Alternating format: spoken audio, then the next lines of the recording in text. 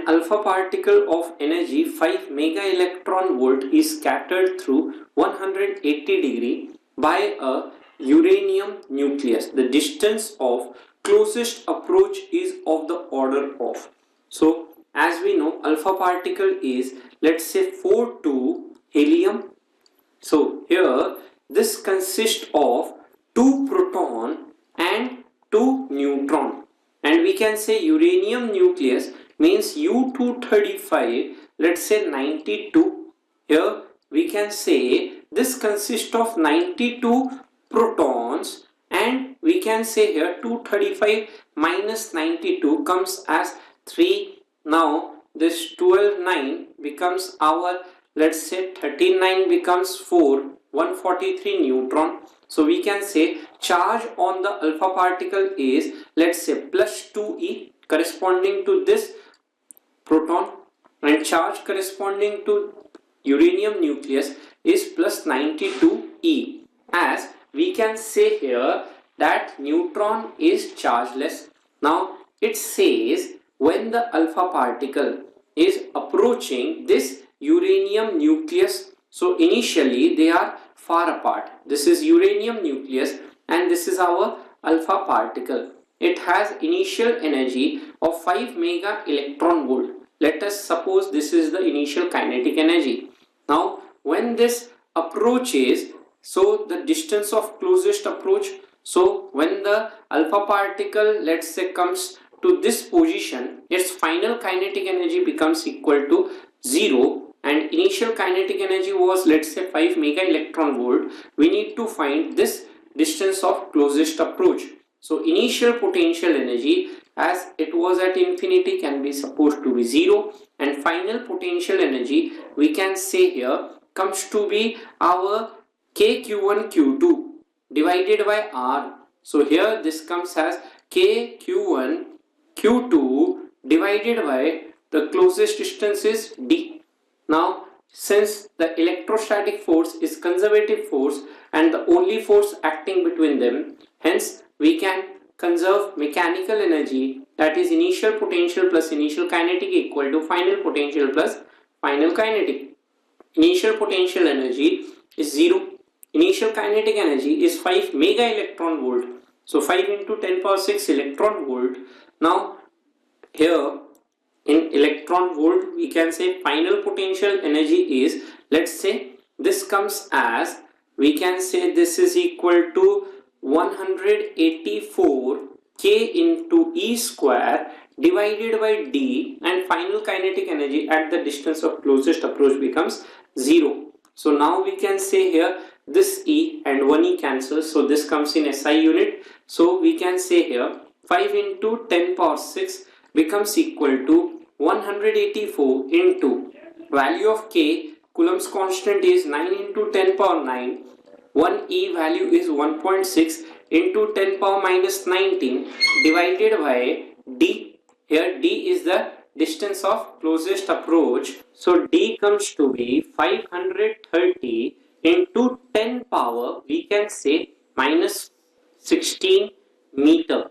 So here we can say as this comes to be 5.3 into 10 power minus 14 meter, and converting to centimeter, as all options are in centimeter, so this can be written as 10 power minus 12 centimeter. So of the order of, we can say, 10 power minus 12 centimeter, hence option number 3 is the correct answer. Hello everyone, so we are given with the question that is our statement type. So statement 1 says, for all practical purposes the earth is used as a reference at zero potential in electrical circuits. Statement 2 says the electrical potential of a sphere of radius r charged with charge q uniformly distributed on the surface is given by q by 4 pi epsilon 0 r. So we know that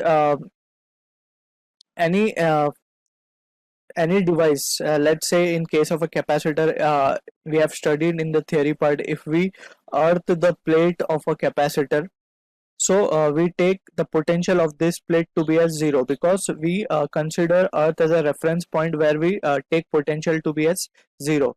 So this plate will also, if it is earth, so its potential will drop to 0. All right. So statement 1 is a correct statement. Now let's check over the statement 2. It says the electrical potential of a sphere of radius r with charge q uniformly distributed on its surface is given by. So in case of a sphere, we can say, let's suppose that this is a sphere and a charge of q is being distributed over here on its surface. So its potential, we have studied if it is having a radius of capital R. So the potential on the surface is given by kq by R. So potential formula is kq over R, and the value of k is nothing but 1 over 4 pi epsilon 0 q by R. So this is also a correct statement. So both the statement are correct, but both are do not have any relation with each other. So we can say statement 1 is true, statement 2 is true, but statement 2 is correct explanation. No, this is incorrect because both are not having any relation with it. So statement 1 is true, statement 2 is true. Statement 2 is not a correct explanation for statement 1. Yes, this is a correct option to this question. And I hope you have understood the concept, and thank you for watching. इस question में दिया है कि एक solid sphere है जो uniformly charge है और जिसकी रेडियस है कैपिटल आर, जिसकी रेडियस है कैपिटल आर, और इसकी सरफेस की पोटेंशियल यहाँ पे वी नॉट और इन्फिनिटी पे पोटेंशियल 0 एज्यूम करनी है। इस स्फीयर के लिए इक्विपोटेंशियल सरफेसेस हैं जिन पे पोटेंशियल 3v0/2, 5v0/4, 3v0/4 और v0/4 है। तो हमें ये बताना कि जो R1, R2, R3, R4 है उनका रिलेशन क्या होगा। तो सबसे पहले वो हमें ये पता है कि अगर R is less than R, तो उस पॉइंट पे इस सरफेस की वजह से, इस चार्ज पार्टिकल की वजह से, स्फीयर की वजह से पोटेंशियल लिख सकते हैं। वो होगी V = K × Q/2 capital R cube into 3 capital R square minus small r का स्क्वायर है। तो ये होगी पोटेंशियल किसी भी R लेस देन R के लिए, और R ग्रेटर देन R के लिए पोटेंशियल होती है V = KQ/R, यानी जो रेडियस डिस्टेंस है इसके सेंटर से वो। अब इसके सरफेस पे पोटेंशियल V0 है, तो जो भी पोटेंशियल V0 से ज़्यादा है वो R लेस देन R के लिए, और जो भी पोटेंशियल V0 से कम है वो R ग्रेटर देन R के लिए। तो हमें ये पता है 3v0/2 is greater than V0, तो हम यहाँ से स्मॉल r की वैल्यू निकाल सकते हैं। तो R1 के लिए पोटेंशियल है 3v0/2 equal to KQ/2 R³ into 3 R² minus R1²। और हमें ये पता है कि जो K × Q/R है, जो रेडियस है, इसकी वैल्यू क्या है? इसकी वैल्यू है V0। तो यहाँ से वैल्यू रखते हैं 3v0/2 equal to KQ/1 R को हम V0 लिख देता हूँ, तो V0/2 R² बन गया। ये ऊपर आ गया 3 R² माइनस R1²। V0 से V0 कैंसिल, 2 से 2 कैंसिल, तो यहाँ बच गया 3R² equals to 3R² minus R1²। तो R1 की वैल्यू आ गई हमारे पास 0। तो हमारे पास पहली वैल्यू आती है R1 इक्वल्स टू 0।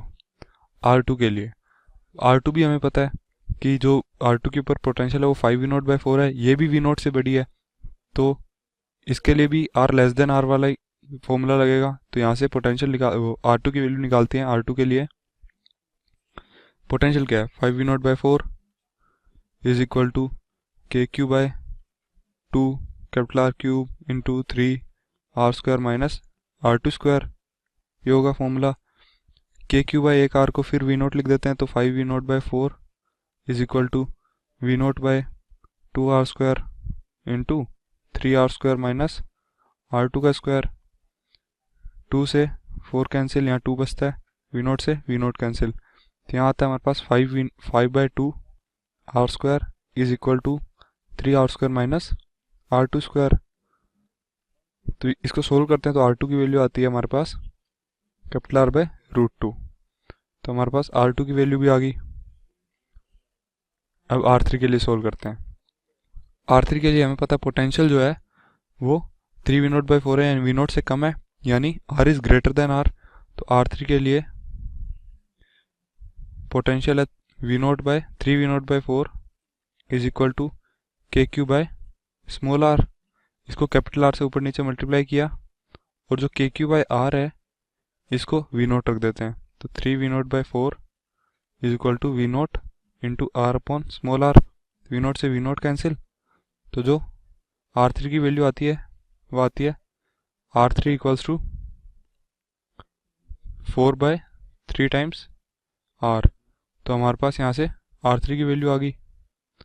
R4 के लिए सिमिलर, R4 के लिए भी हमें पता है पोटेंशियल v0/4 है जो v0 से कम है। तो R4 के लिए सोल्व करते हैं। तो पोटेंशियल है v0/4 is equal to KQ/R4।